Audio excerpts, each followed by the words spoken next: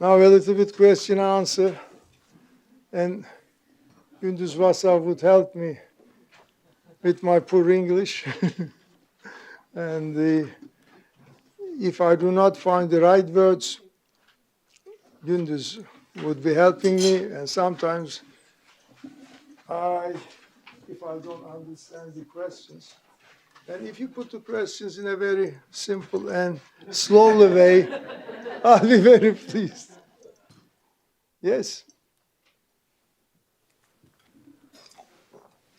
Well, thank you so much for your talk. It was very inspiring. I was wondering what the significance of 24 was. You have two organizations, T24 and P24. I'm just wondering if you could explain what that was. T24 an online newspaper, and there are few of them now. It's a very independent and going on a quite difficult conditions, and I've been writing there. The website and that's an online newspaper, and I mean, what I have been doing, what I have done in the written press, now doing the same thing, I could say. But in the meantime, I started using, for instance, social media. And for instance, I have in Twitter, I have followers now, nearly 4,000.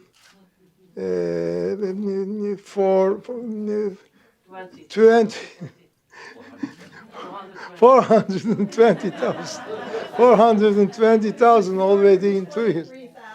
Yeah, thank you. That's it. Yeah. And the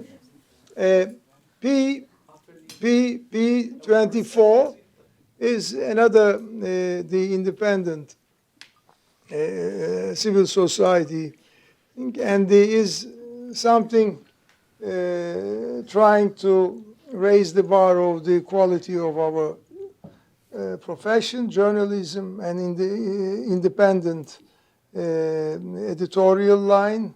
And we have been trying to find funds, and with these funds, we are having conferences and the seminars, and at the universities especially, we have been trying to train the journalists or to train the future journalists as well. And we have another K24. K24 is the first online book supplement, or the book of our T24. That's online we have been working. That's exciting too. And yes, please. Yes, thanks a lot for the speech. It was great, and I like what you just said about your new adventure, also mentoring young journalists. Yeah. I'd like to know a little bit about the spirit of the young reporters, and how are they working in these very tough conditions, especially these young reporters that don't have a big name, and it must be even more difficult for them sometimes to have their voice heard. And what is the spirit of the new generation of journalists in Turkey? Yeah. In the meantime, I should tell you that last year, I started teaching at a university, Bilgi University. I'm teaching once a week. The name of the course is Media and Politics, or the Turkey's political past, new political past, from a standpoint of a journalist. And in the meantime, while I'm talking about the political past, I'm trying to teach them what should be the role of the journalists within these old political things. That's, by the way, I told you, look, the morale of the journalists and the young people, they are not very good because when you start suffocate the atmosphere, when you start disseminating a kind of fear in the newsrooms, that affecting the young reporters, young journalists, because when he or she writes a article, the piece, the news article, and when they see the next day nothing appeared in the newspaper and nothing given at the TV channels, they get very disappointed. And that's a fact nowadays in the Turkish journalistic circles. And for instance, I have been teaching at the Faculty of İletişim neydi gündüz ya? Communication. And even when they get their lessons and listen to me, and when I ask them, how many of you would you go over to newspaper or to journalism? Very few of them say yes, because the image and of the media and the journalism is not very good nowadays. It's affecting the choices negatively. Do you understand? Yes. Okay. All right, please. Can you explain a little bit about the attitude of the European Union towards what's going on in Turkey in regards of media? Because Turkey has been negotiating with the EU for years, and it's been candidate country for 40 years or more. What is the EU doing, and what is President Erdogan's position towards the EU? Really, I've been in the business 46 years, and the years as a journalist, as a reporter, at the beginning for years, I dealt with the Cyprus question. I remember in 80s with some people from the International Press Institute Executive Board, we visited Perez de Cuellar, at that time the Secretary General of United Nations, and I asked a question, and my Greek colleague put the same question, and he started answering Perez de Cuellar. What a boring question you put, because you are Turk or Greek. That was the years like that. Cyprus, and then EU. That has become another boring subject in Turkey. It's a real boring, because for years I supported Turkey's accession to EU, and Cyprus has been the part of it. And now I started forgetting EU-Turkish Turkey's relationship. Is no more a source of excitement for us, because we put EU in a framework to make Turkey first-rate democracy and a rule of law. And that's why we supported EU like that. But now, at the beginning, for instance, for my part, I supported Tayyip Erdogan in 2003, 2004, 2005, 6, because he seemed very genuine, very frank, and about EU, and he did very good reforms in that direction. Now he reversed. He turned his back to EU and the West. He started going to other waters. And when you ask me what's happening in EU-Turkey's relationship, nothing. Nothing sincere, nothing convincing. Of course, for years, the Sarkozy and Merkel and their alliance did a lot to estrange Turkey, alienate Turkey in that subject. Yeah. Oh, yes, sorry. Yeah, I was wondering how did your work regarding the Armenian genocide fit into the picture that you have been presenting, both in terms of your personal trajectory and in terms of the trajectory of the country. In a sense, I'm questioning the fact that you were able to come out as a descendant of one of the main perpetrators at a time when Turkey was going into descent, if I may, like in terms of democracy and freedom of speech, right? I'm trying to understand how much that has to do with you being censored, for instance, by your institution.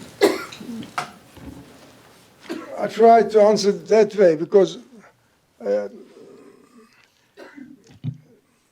I always having that question, what made me write such a book, 1915 Armenian Genocide? Whether I wrote that book because I am the grandson of Cemal Pasha, whether that played a role writing that book or what else. I tell you one thing, I did not write that book because I'm the grandson of Cemal Pasha. That did not play a role. Secondly, I wrote that book because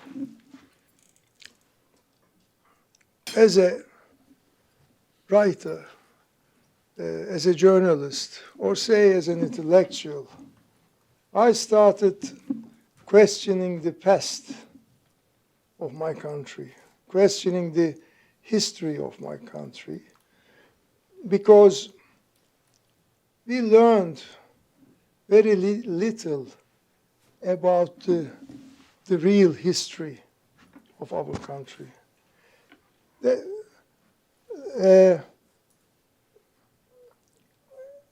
What we said, what I said always, the captive mind. Captive mind, our minds were held captive by a kind of official historiography,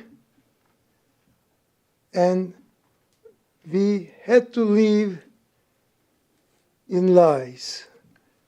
Because I studied political science in Turkey. I learned nothing about Kurds. I learned nothing about 1915. I learned nothing about Alawites. I did not learn the real social structure of Turkey, because while the founding fathers of the Turkish Republic, they had a model, there's a French model. I'm making a little bit too simplifying maybe. And they said, you, all Muslims, all Muslims are Turks. Kurd or Arab or Chechen or Boshnak, Bosnian, or you are all Turks. That started a kind of assimilation process in Turkey. And on the other side, non-Muslims, like Armenians in 1915, what happened to them? That started before the foundation of the Republic. What happened to Greeks? They have to leave. They have to perish. And that is a kind of history of Turkey. And I did not learn it. What happened to Armenians? Turkish intellectuals started learning that 1980s, 1990s. And we did not know anything, but without questioning our past, our history, without facing what happened in our history in the past, it was impossible, and it has been impossible to reach a real peace and democracy in Turkey. What's having now? We are having with the Kurds, the Kurdish issue. Why we have that problem? Because we said at the beginning of the foundation of the Republic, say, no Kurd. There is no Kurd. You are all Turks. There is no Kurdish language. You all speak and learn Turkish. When you go to school, I do not know Turkish. If I say one word of Kurdish, because the only mother tongue, you get 2 slaps in your head. And that has been the case. The same with many other in many other fields. Then why I wrote that book? It's coming from that need to understand what happened and to learn what happened in Turkey. And many of my friends wrote such books before me, and that will open the door to real democracy and real,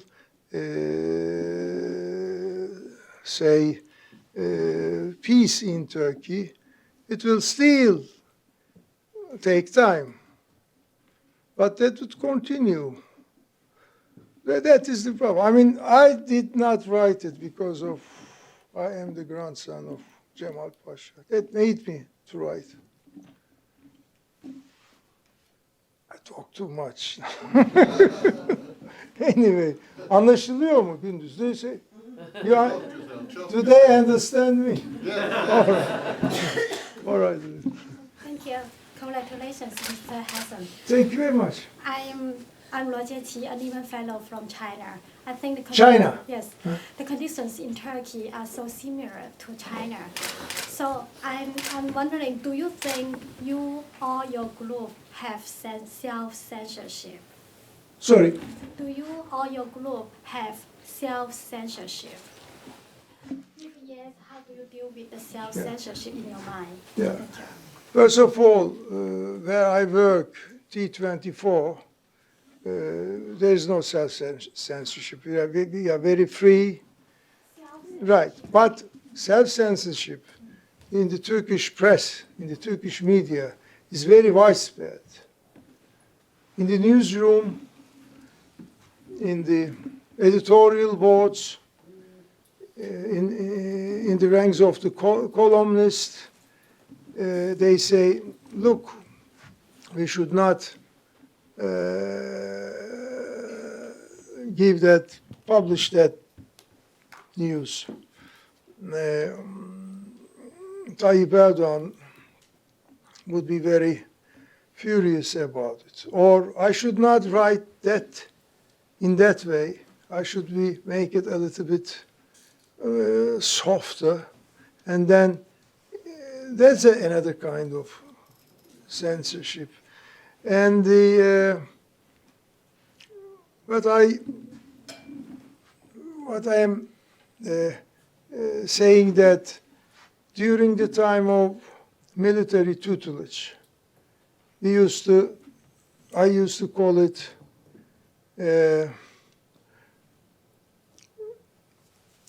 Emret komutanım. How do you say it in English? Emret komutanım. Yes, Prime Minister, or yes, Commander. Order me, my general.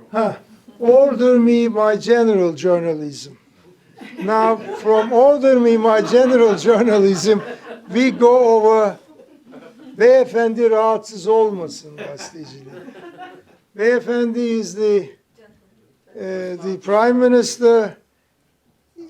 He should not be disturbed. Yeah, Stephen. He should not be disturbed. The Beyefendi, how do you say it? Honorable gentleman. Honorable gentleman, honorable Prime Minister should not be disturbed. Journalism. Yes. And you have to fight it. You have to fight it. And the people is fighting in Turkey, the journalists, as I said in my speech. Yes, please, Anne. How do you respond to people within Turkey who would say that your concept of freedom of speech is a Western value that is not necessarily good for Turkey, is not something that Turkey should just adopt blindly because it's a relative value, not an absolute value?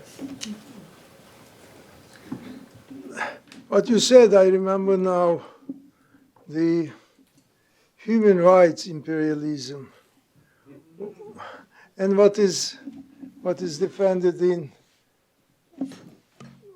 what was the elderly statement, Sigmund Liu Kuan from Singapore. Yeah, the elderly statement.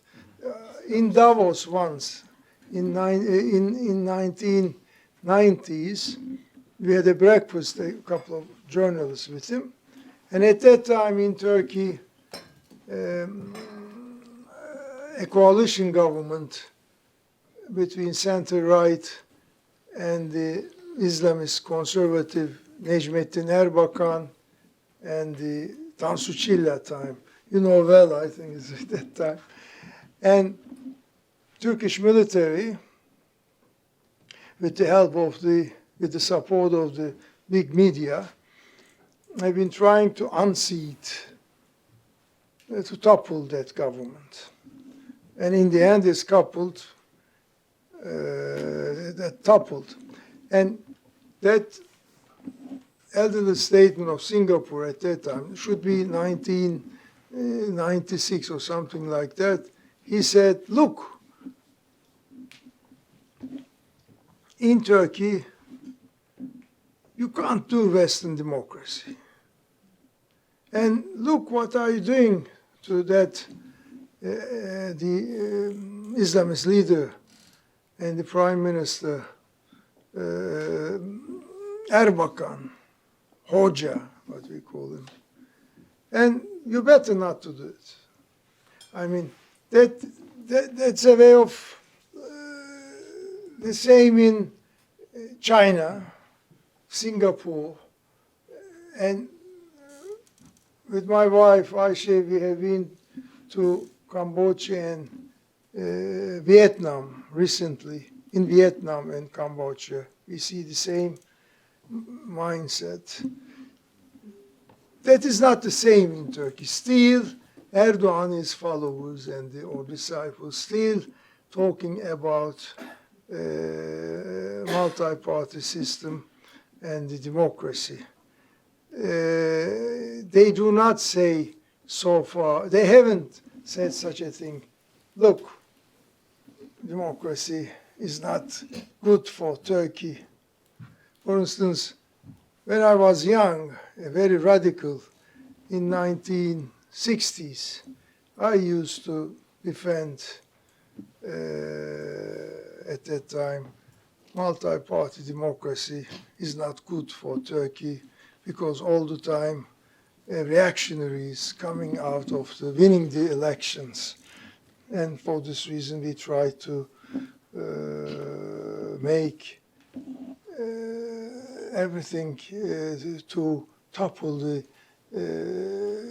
elected government with the help of military.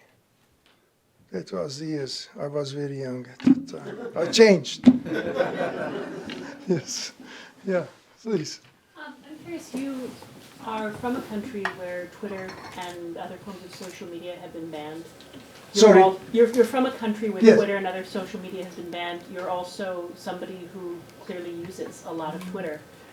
What risks are you taking by being someone on Twitter with those 420,000 followers? And what is it about social media that makes those risks worthwhile to you? Tam anlayamadım.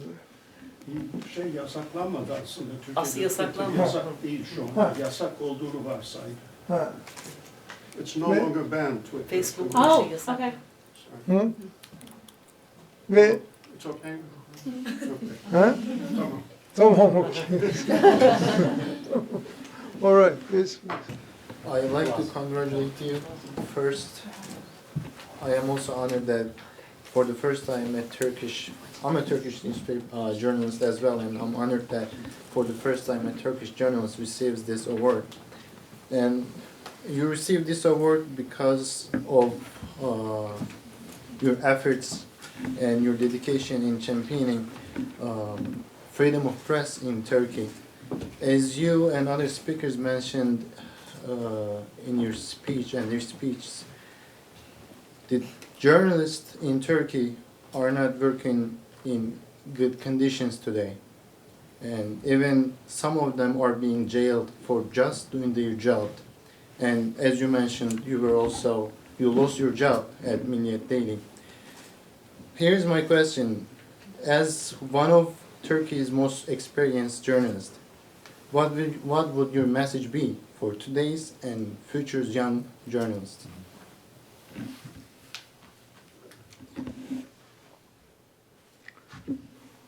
You have to fight. You have to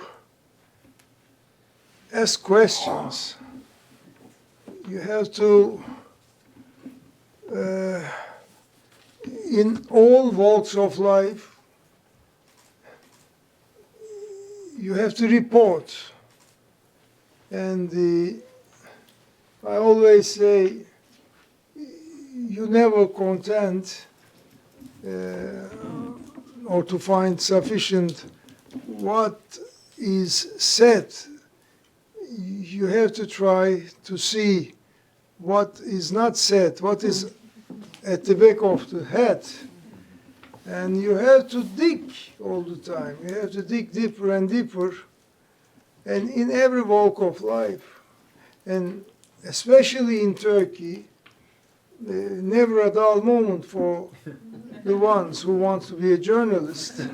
It's a very exciting country. For instance, today I saw the first page headlines as the Boston Globe said, "Slow goodbye to snow." And I wish we had such a headline in the newspaper. It was exciting, but it is. If I could, Hasan, if I may interject, Yeah. and all say, it's not a question of Hasan's English. I'm only here as like Linus's blanket, perhaps. But it's not his English, but I think we have really taxed him. So if you could only have perhaps 3 more questions, if that's okay. Yes. have to work.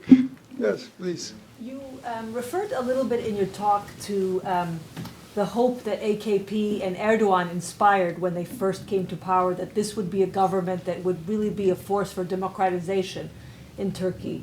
And then you described sort of the U-turn and this kind of revert back to authoritarian tendencies. What happened, in your opinion, and why? Sorry? What happened, and why did that U-turn away from the path of democracy happen? You could answer that question in different ways. You could say, look, you guys are used by him. He had a hidden agenda. He never had a good intention about democracy in Turkey. That is one school of answer in Turkey. I'm not on that side. This second one, there is no democracy in his genes. That's something else. And he has never been at ease with in the Western circles, say, in a general. When he goes to the East, he feels comfortable, not in the West, but in a very simplistic way. In the meantime, in my opinion, he has nothing from the culture of democracy. He does not have such a formation.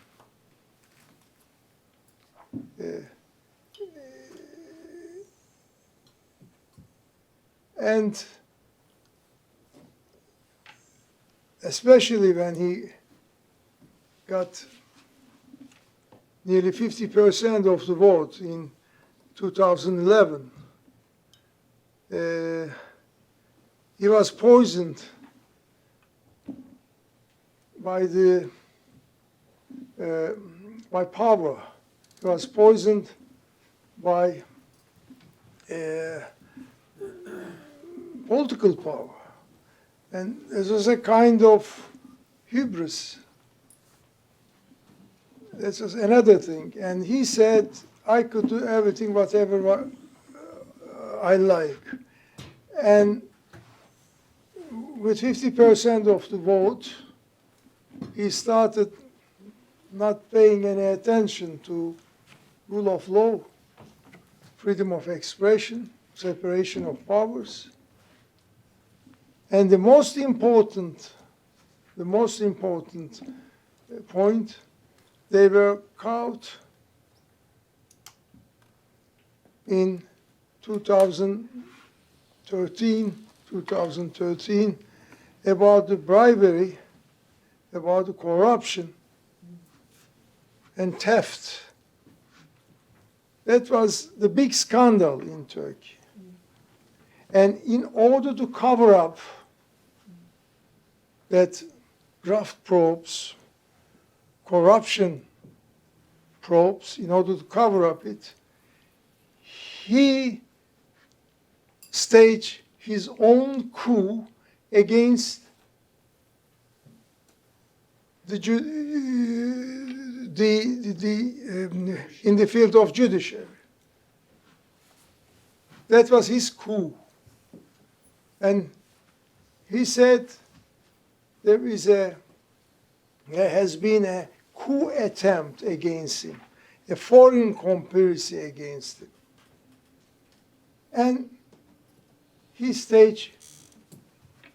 has made his own coup. That's very classical, to cover up everything. I mean, you could see the very classical example is Reichstag fire in 1923. And they did, and they started building up their own naked dictatorship at that time. And that is very important. They even started establishing a kind of cooperation with the coup-loving generals of Turkey. On the one hand, the coup-loving generals, on the other hand, to some extent, thieves started cooperating and started going hand in hand. That's a very interesting point, I think, because when I say the coup-loving generals, you could come to talk to Balyoz and Ergenekon trials of Turkey, for instance. That's one of the big issues in Turkey. And Erdogan, Tayyip Erdogan, in 2003, 4, 5, he fought the military tutelage system or the peace-loving generals. He fought very well. But now, after that big graft scandal, bribery, corruption scandal in Turkey, he started cooperation. He started cooperate with that military elite. I'm putting it a very simple way. I can't go in detail now. It's too complicated for me as well. Yes. Are there any unique challenges that women journalists and minority journalists like Kurdish journalists face in Turkey today? I know in one instance a newspaper delivery person was killed during the Kobani protests. What are the unique challenges that women journalists and minority journalists face? I mean, I can't say that the women journalist is facing particularly something like that. No, I can't say. Kurdish journalists, they have had very hard, horrible times in the past, in the near past even. But they passed a legislation during these, say, bargaining with the Kurds, part of legislation. Now, there are only 7 or 8 journalists in prison. And they are nearly all of them, the majority of them are Kurds, but very few. But when you look at the picture of the freedom of expression in Turkey, the criteria of how many journalists in jail, that is no more a criteria. In order to control the media, in order to strangle the freedom of expression, you don't need to put journalists into jail anymore. You have to suffocate the newsroom. You have to create fear in the newsroom, in the ownership, in the editorials, in the ranks of the columnists, and the columnists, you could silence them, or you could make self-censorship them by, look, you would be fired if you go over that line. And they start silencing. I mean, that is the way. Yes, yes, please. Lots of journalists in your position might have left Turkey or started a career under pressure in another country. I'm wondering if you ever considered that, and if not, what made you stay? Sorry? What made you stay in Turkey? Did you ever consider leaving? Leaving Turkey? Yes, leaving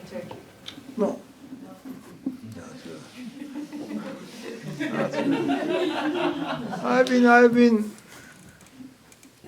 let's say, 71 years old, and I've been practicing that profession 46 years, but still.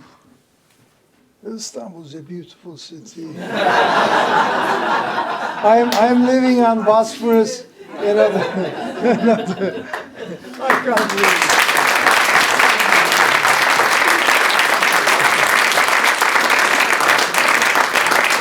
I just wanted to say that